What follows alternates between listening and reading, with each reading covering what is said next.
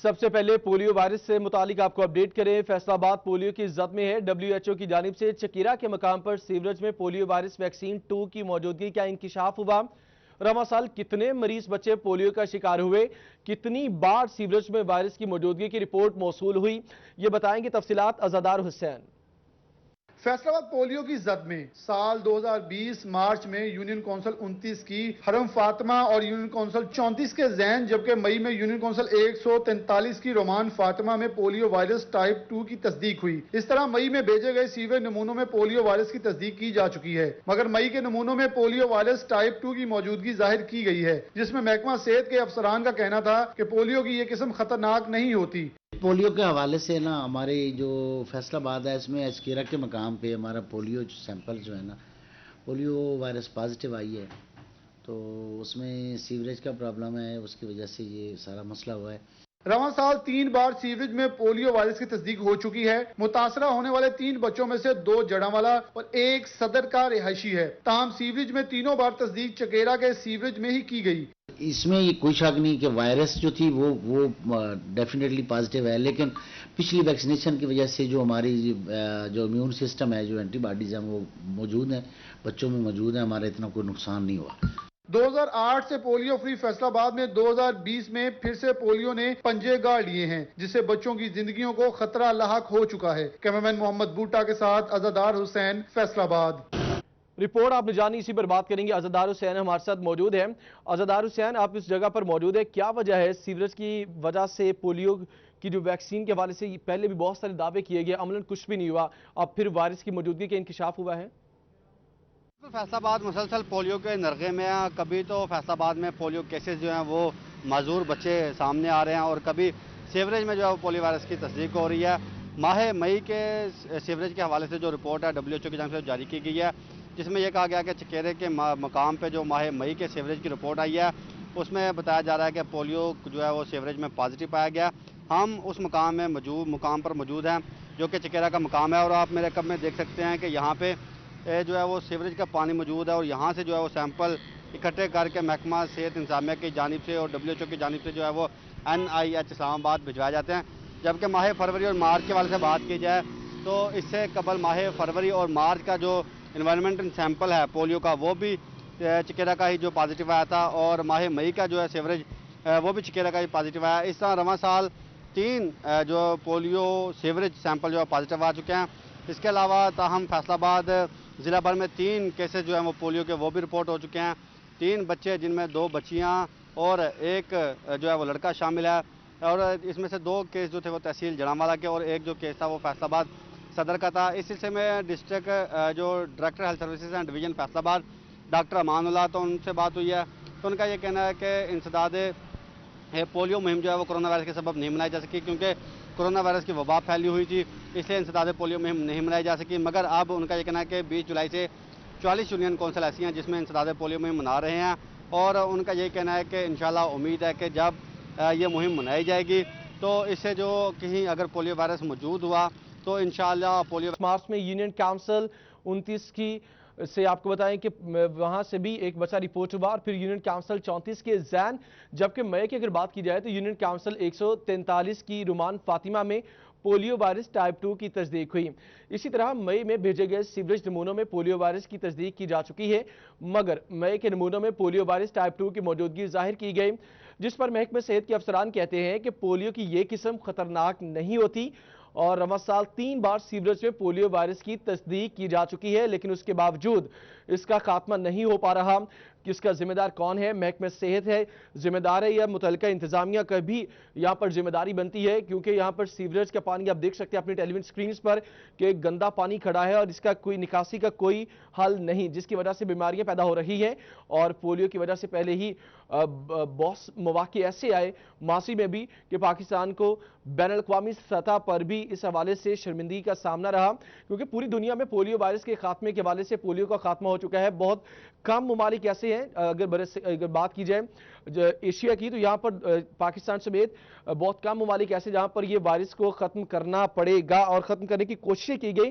पाकिस्तान में अगर बात की जाए, फैसलाबाद की जिस तरह रिपोर्ट कर रहे हैं, फैसलाबाद डिवीजन में भी माजी में केसेस रिपोर्ट हुए।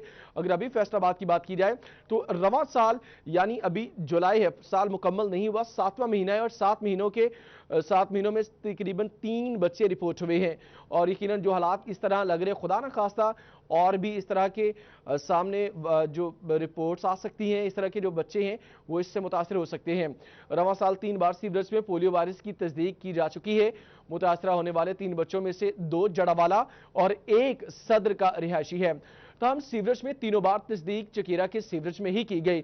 ये एक अहम सवाल है कि तीनों बार जो यहां पर तस्दीक हुई वो चकीरा के सीवरेज में ही की गई, यानी ये वो गंदला पानी है और एक बड़ी मैं अगर इस बात की तालाब नुमा इसकी शक्ल है। और यहां पर आपको बताएं कि मासी में भी इलाका मकीनों की जानिब से एहतजाज किया गया कि इसकी निकासी नहीं, पानी यहां पर खड़ा रहता है, पानी के खड़ा रहने से बीमारियां फूटती हैं, बीमारियां पैदा होती हैं। और अभी भी आप देख सकते हैं कि रवां साल फैसलाबाद में 3 केस रिपोर्ट हुए और तीनों केस ही जिनकी तस्दीक हुई वो चकीरा के सीवरेज में ही से की गई। यहां पर आपको बताएं कि सैंपल लिए गए WHO की जानिब से और साथ आपको ये बताएं कि महकमा सेहत की जानिब से भी सैंपल यहां से ही इकट्ठे किए जाते हैं। और अब बाकायदा तौर पर महकमा सेहत को रिपोर्ट्स इस्लामाबाद भेजने के बाद महकमा सेहत को सूबाई महकमा सेहत पंजाब को ये बताया गया है कि यहाँ से ये वायरस रिपोर्ट हुआ है। तमाम सीवरेज में तीनों बार तस्दीक चकेरा के सीवरेज से हुई है।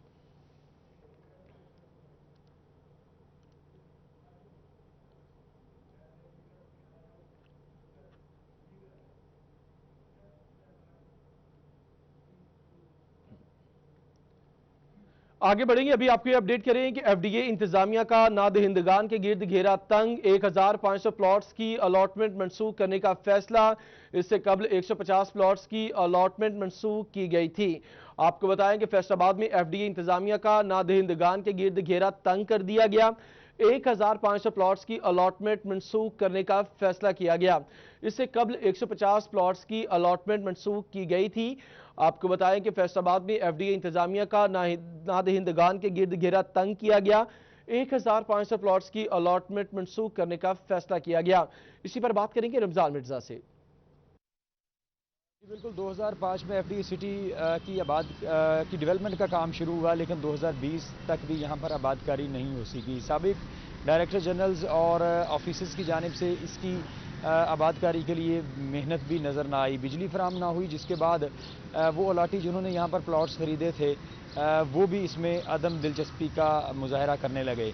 अभी भी फैसलाबाद में ऐसे अलाटीज़ मौजूद हैं जिनकी तरफ 2 अरब रुपए से ज़ायद रकम जो है वो FDA की वाजिबुल अदा है। FDA की जानिब से 150 प्लॉट्स की जो मनसूखी थी उसके बाद जो है वो FDA नज़र आ रही है इस वक्त।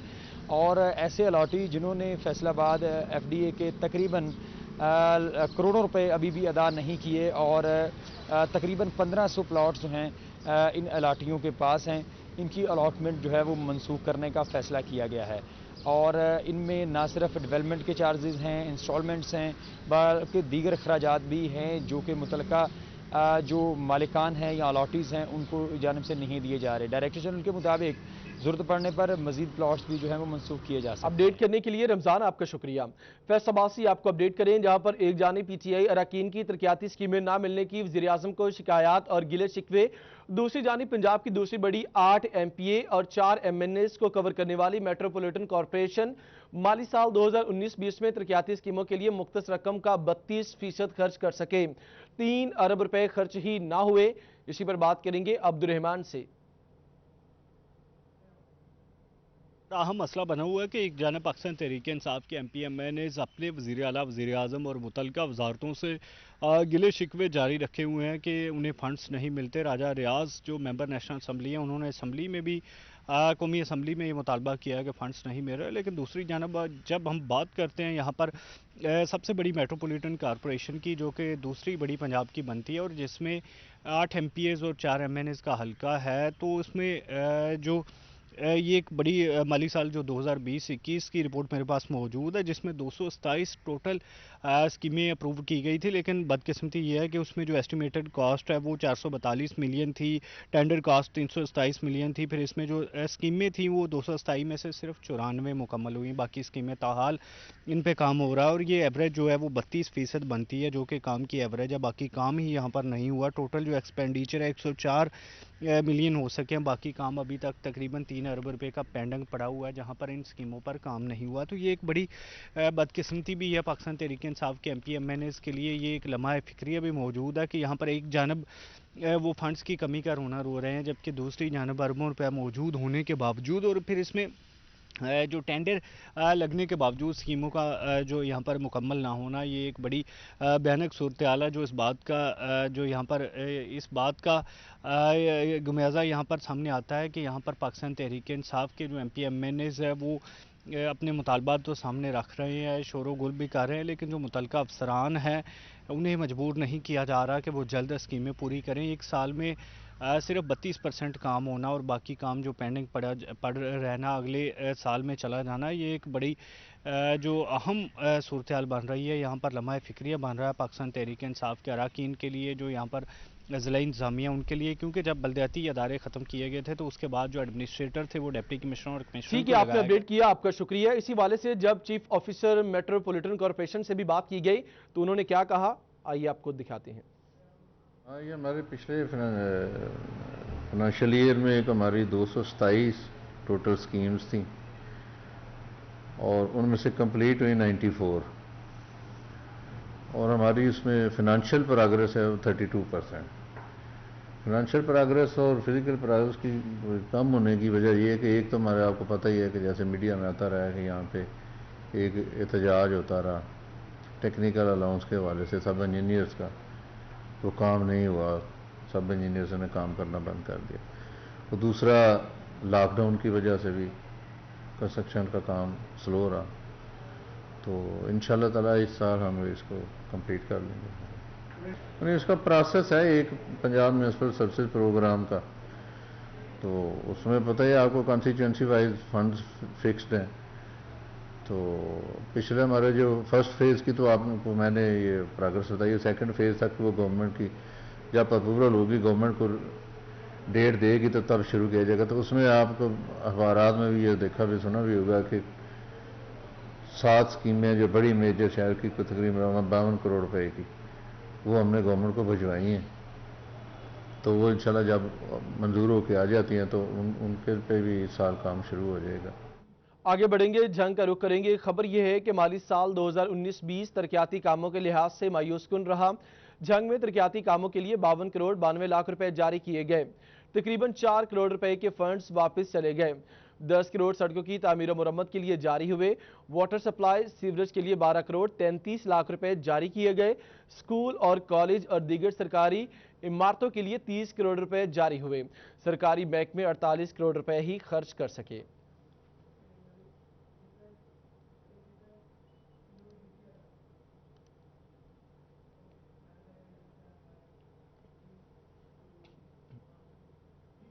DC चनियोट मोहम्मद रियाज और DPO चनियोट सईद हसनैन हैदर का मवेशी मंडियों के लिए मुख्तस की गई जगह का दौरा।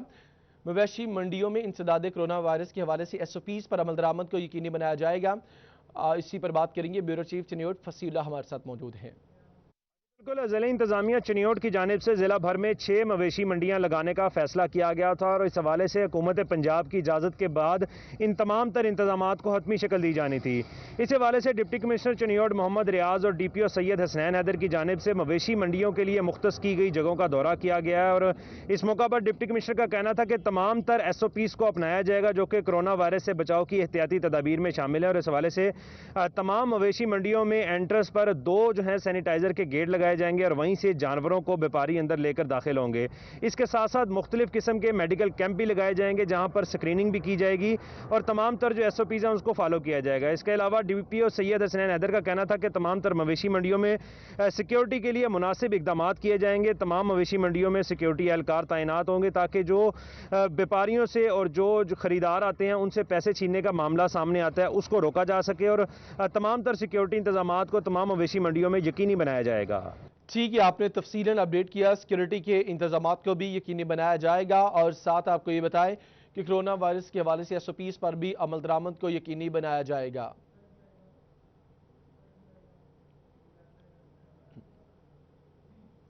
चनियोट वज़ीर-ए-आज़म पाकिस्तान के ज़रूरी एमरजेंसी प्रोग्राम को बड़ा धचका। फंड्स की अदम दस्तियाबी के बायस किसान भाइयों को सब्सिडी की फराहमी यकीनी ना बनाई जा सकी। गंदम के बीज, खाद, नुमाइशी प्लॉट और दीगर फसलों के लिए स्कीमों के फंड्स रोक दिए गए। काश्तकार कहते हैं कि हुकूमत ऐसी पॉलिसीज क्यों बनाती है जिस पर अमल दरामद नहीं करवाया जा सकता। पाकिस्तान ज़रूरी मुल्क है और ज़रूरी मुल्क में नाकाम पॉलिसी से ज़राअत का बेड़ा गर्क हो रहा है। बाबर मुनीर अपडेट करेंगे। वज़ीर-ए-आज़म इमरान खान के ज़रूरी एमरजेंसी प्रोग्राम को बड़ा धचका जो है वो लगा। ज़राए के मुताबिक जो फंड्स फराहम किए गए थे स्कीमों की लिए और इसके साथ साथ जो काश्तकार भाइयों को सब्सिडी जो है वो खादों बीजों और इसके साथ साथ नुमाइशी प्लाट जो धान के लगाए गए थे या गंदम के लगाए गए थे उस पर जो है वो जो काश्तकार भाई हैं उन्हें जो है वो सब्सिडी फराहम की जानी थी। वो सब्सिडी को जो है वो यकीनी नहीं बनाया जा सका, जिससे जो काश्तकार भाई हैं उनके तहफ़्फ़ुज़ात जो है वो बरकरार हैं। काश्तकार हमारे साथ मौजूद हैं, उनसे बात करते हैं। मोहतरम, क्या कहेंगे, जिस तरह धान की जो काश्त की गई थी या गंदम की जो फसलें लगाई गई थी उस पर नुमाइशी प्लाट लगाए गए थे और खादों और बीजों पर सब्सिडी देने का वादा किया गया था, जो वादा जो है वो वफा नहीं हो सका, इस हवाले से क्या मुतालबा करेंगे? हमारा हुकूमत से ये मुतालबा है कि गंदम पे सब्सिडी और नुमाइशी प्लाट लगाकर उनको ज़मींदारों को फर्स्ट सेकंड थर्ड इनाम दिया जाना था, ना वो सब्सिडी दे रहे हैं, मिली है किसी को, ना को नुमाइशी प्लाट पे किसी को इनाम मिला है। धान तो अभी ज़ेरे काश्त अभी हो रही है, तो गंदम के लिए इन्होंने ज़मींदार को ये गलत पॉलिसी का ऐलान करके और इस पर पूरा ना उतरा। हुकूमत ने इस पर यकीनी बनाना चाहिए, जो ऐलान करें हुकूमत ज़मींदारों के लिए, करने के लिए आपका शुक्रिया। आपको जंग से खबर दें, जहां पर जंग के शहरी सस्ती चीनी के हसूल के लिए मारे मारे फिरने लगे। इंतजामिया फेयर प्राइस शॉप कायम करने में नाकाम हो गई, तो दूसरी जानिब शहर में चीनी की फी किलो कीमत 85 रुपए हो गई। मुबशिर हसन नकवी मजीद अपडेट करेंगे। जी बिल्कुल, जंग इंतजामिया शहरियों को सस्ती चीनी फराहम करने में बुरी तरह नाकाम हो चुकी है। इंतजामिया ने दावा किया था कि 70 रुपए फी किलो में चीनी फरोख्त की जाएगी और जंग के मुख्तलिफ मुकामात पर फेयर प्राइस शॉप्स भी बनाई जाएंगी, लेकिन किसी भी मुकाम पर फेयर प्राइस शॉप्स ना बन सकी और ना ही शहरियों को चीनी सस्ती मिल रही है। 70 रुपए की बजाय चीनी इस वक्त 85 रुपए फी किलो में फरोख्त हो रही है, जिस पर शहरी खासे परेशान हैं। उन्हीं से बात भी करते हैं और जानते हैं। आप बताइएगा कि चीनी की इतनी कीमत बढ़ गई है, आप लोग किस तरह गुजारा कर रहे हैं, किस परेशानी का सामना करना पड़ रहा है? चीनी का रेट जो थोक फरोश है वो 4000 रुपये का थैला दे रहे हैं, जो कि 80 रुपये किलो यानी कि परचून दुकानदार को पड़ती है, इसलिए वो 85 से 90 रुपये किलो बेचने पर मजबूर है। लेकिन पंजाब हुकूमत और ज़िले इंतज़ामिया का ये दावा कि 70 रुपये किलो में चीनी पंजाब भर में फ़रोख्त हो रही है, वो किसी जगह पर भी दस्तयाब नहीं है। ये इलम नहीं है कि वो किस इलाके में और कौन से लोगों को में फ़रोख्त हो रही है, या तो इनके मनपसंद पर लोगों में वो तकसीम की जा रही है, लेकिन आम जो आवाम है उनको 90 रुपये 85 रुपये किलो में ये चीनी दस्तयाब हो रही है। इसके अलावा आटा भी बहुत महंगा हो चुका है, किसी भी जगह पर 860 रुपये का थैला दस्तयाब नहीं है। मैंने खुद कल 15 किलो का थैला लिया है, 750 रुपये में आया है। यह इंतज़ामिया की इंतहाई नहली है कि वो चेक एंड बैलेंस के तहत इन लोगों पर हाथ नहीं डाल रही। हुकूमत से क्या मुतालबा करना चाहेंगे आप? हुकूमत से ये मुतालबा है कि अगर आप ऐलान करते हैं तो उस ऐलान की पैरवी भी किया करें, उन पर पैरा भी दिया करें, तो आवाम को पिसने की बजाय उन पर हाथ डाला जाए और उन पर सख्ती से आमद दरामद करवा कर अपने रेट को कैम किया जाए। जो आप कहते हैं कि इतने का थैला मिलेगा, उस पर आवाम को दस्तयाब होना चाहिए। बिल्कुल, शहरी खासे परेशान है। उनका ये कहना है कि हुकूमत ने दावे किए थे कि चीनी 70 रुपये फी किलो में फरोख्त की जाएगी, लेकिन जंग में चीनी जो है वो 85 रुपये फी किलो में फरोख्त हो रही है और जो नवाही इलाके हैं वहाँ पर चीनी 100 रुपये किलो में। जी मुबशिर, आपने अपडेट किया, आपका शुक्रिया। महंगाई की मारी अवाम ने शहरियों से खाने पीने की अशिया छीनना शुरू कर दी। चनियोट की रिहायशी के हवाले से आपको अपडेट करें कि महंगाई की मारी अवाम ने शहरियों से खाने पीने की अशिया छीनना शुरू कर दी। चनियोट की रिहायशी के साथ अनोखी वारदात हुई।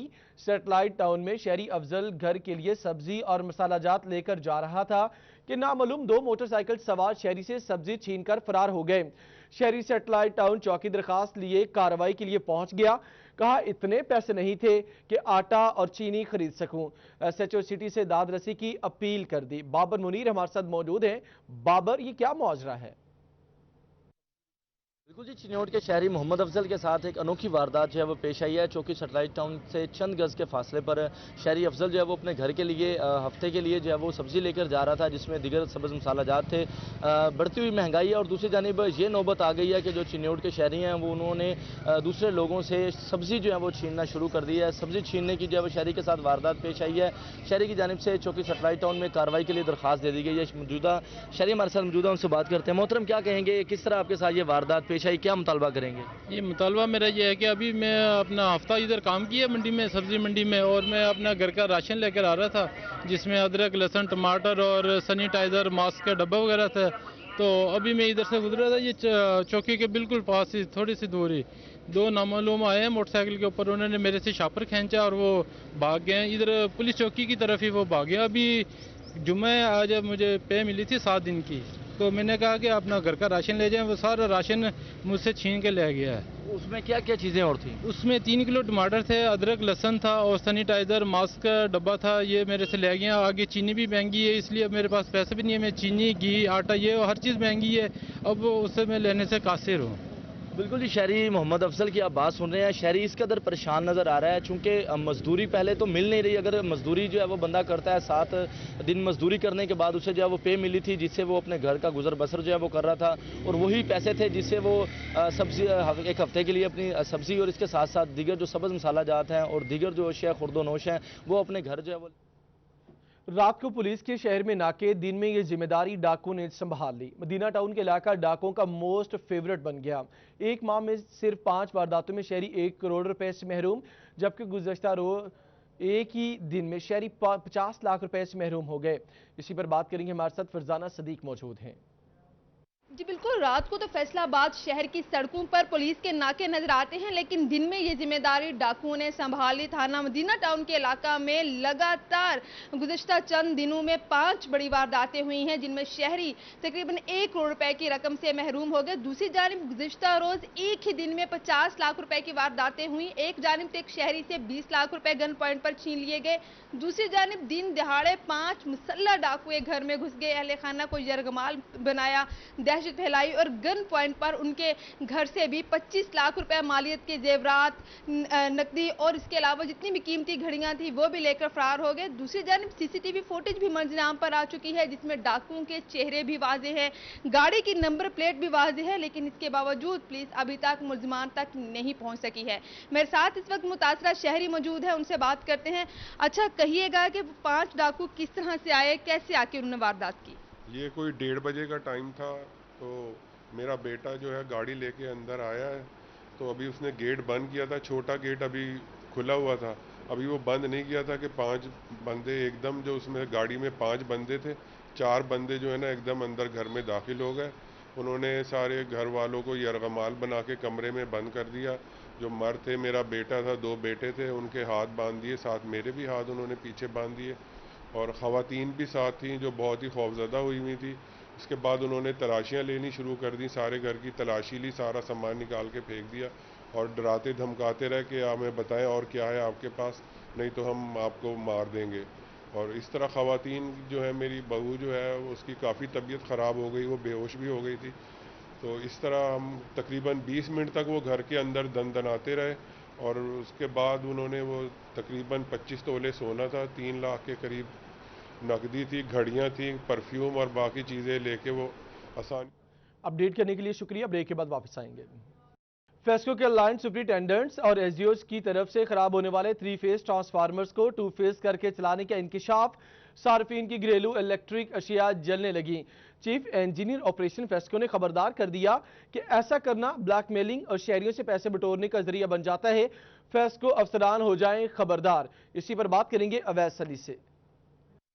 जी बिल्कुल, फेस्को के लाइन सुपरिटेंडेंट्स की जानिब से 3 फेज़ ट्रांसफार्मर को 2 फेज़ करके चलाने का इंकिशाफ जो है वो सामने आया है, जिसके बायस सार्फिन को जो है वो मुश्किलात का सामना करना पड़ता है। जब किसी भी ट्रांसफार्मर को 3 फेज़ से 2 फेज़ करके चलाया जाता है तो लो वोल्टेज जैसे मसाइल पैदा होते हैं, जिससे सार्फिन की इलेक्ट्रॉनिक्स की जो अशिया है वो जलने लगती है। इसी हवाले से चीफ इंजीनियर ऑपरेशन फेस्को मरलोदी की जानिब से सब डिवीज़न को खबरदार किया गया है के 3 फेज़ ट्रांसफार्मर को 2 फेज़ करके चलाने से जो है वो करप्शन जैसे वाक़यात जो हैं वो सामने आते हैं, पैसे बटोरने का ज़रिया बन जाता है। 3 फेज़ ट्रांसफार्मर को 2 फेज़ करके चलाना, अगर किसी भी सब डिवीज़न के ऑपरेशन स्टाफ की जानिब से 3 फेज़ ट्रांसफार्मर को 2 फेज़ करके चलाया गया तो उसके खिलाफ जो है वो कार्रवाई की जाएगी और लाइन सुपरिटेंडेंट्स को जो है वो मुअत्तल भी किया जाएगा और उसके खिलाफ महकमाना कार्रवाई जो है वो अमल में लाई जाएगी।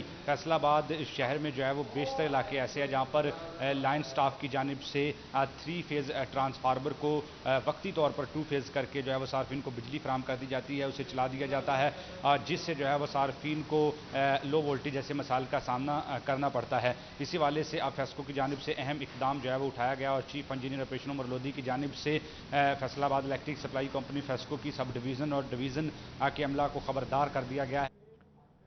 ठीक है, आपने अपडेट किया, आपका शुक्रिया। इसी पर बात करेंगे, हमारे साथ Umar Lodhi chief engineer operation FESCO मौजूद हैं। उमर लोधी साहब, बहुत शुक्रिया आपका। उमर लोधी साहब, सबसे पहले जरा ये बताइए कि आपकी तहकीकात के मुताबिक जो मालूमात आप तक पहुंची कि लाइन सुपरिटेंडेंट्स और एसडीओस ऐसा क्यों कर रहे थे?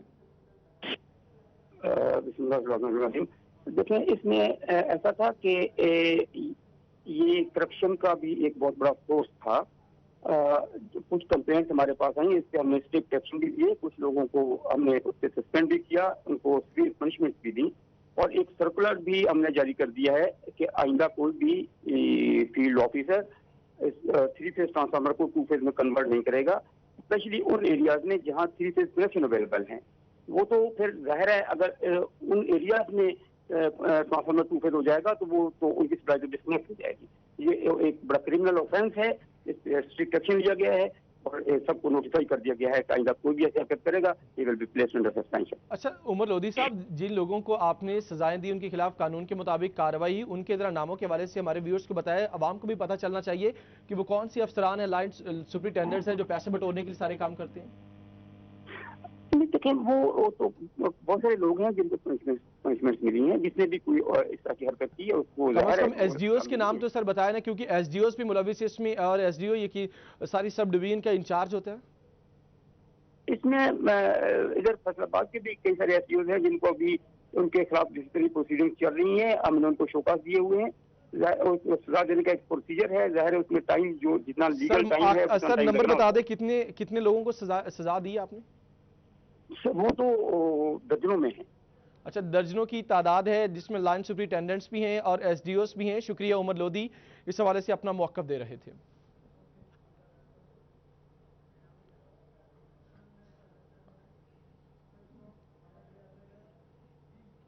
टोबा टेक्सिंग के मुख्तलिफ इलाकों में बिजली के लटकते तार फेस्को इंतजामिया की नाअहली का मुंह बोलता सबूत है। इसी पर बात करेंगे, हमारे साथ ब्यूरो चीफ टोबा टेक्सिंग राना आजर नूर मौजूद हैं। बिल्कुल, टोबा टेक्सिंग के जितने भी इलाके हैं अगर उनका दौरा किया जाए तो तमाम इलाकों में जो है बिजली के बेहंगम तार मौजूद हैं और ये जो बिजली की तारें हैं ये लटकी हुई हैं। अगर मैं बात करूँ, इस वक्त मौजूद हूँ मोहल्ला ईदगाह में, इसके साथ साथ इस्लामपुरा, बख्शी पार्क, तमाम इलाकों की जो मकीन जो पहचान है, बारहा फैसल का लेकर आपको दिखा सकूँ कि ये जो तारें हैं आप देख सकते हैं कि ये एक पूरा रिहायशी इलाका है और इसके इर्द गिर्द जो है झुमकट्टे हैं तारों के और बहुत सी तारें यहाँ पे लटकी हुई हैं। बाज़ तारें इनमें से नंगे भी हैं और यहाँ के जो मकीन हैं काफ़ी परेशान। भैया आप यहाँ के रहने वाले भी हैं, आपने कभी इनसे कहा नहीं हुकाम से, साथ ही हैवी तारें गुजर रही हैं, इनको चेंज किया जाए या कुछ किया जाए? सर बड़ी मरतबा हमने बोला है, सारे इलाके के बुजुर्गों ने, नौजवानों ने इनको 12 कहा है। उधर वापटा स्टेशन में भी जाके बड़ी दफ़ा कंप्लेंटें की हैं। इधर ये दरख्त के आगे आप देख सकते हैं मेन तारें हैं, मेन वायरें वो जुड़ जाती हैं आपस में, उसकी वजह से ट्रांसफार्मर ख़राब हो जाता है, वापटा का नुकसान होता है। ये वापटा का नुकसान नहीं है, ये हमारा नुकसान है, हमारे ही पैसे हैं। इधर 7 भाई खड़े थे पहले, उन्होंने खुद से पैसे, खुद तार बाज़ार से लेकर परचेज करके खुद चेंज करवाई है। वापटा वालों को 12 बोला, वो चेंज नहीं करके गए। ये राशिद साहब खड़े हैं, ये 2 तारें ज़ाया हैं, इन्होंने भी खुद अपने से मतलब आप पैसे परचेज करके बाजार से लेकर खुद चेंज करवा ली हैं। ये किसी की बात ही नहीं सुनते। अपडेट करने के लिए शुक्रिया। न्यूज़ स्टूडियो से फिर वक्त इतना है।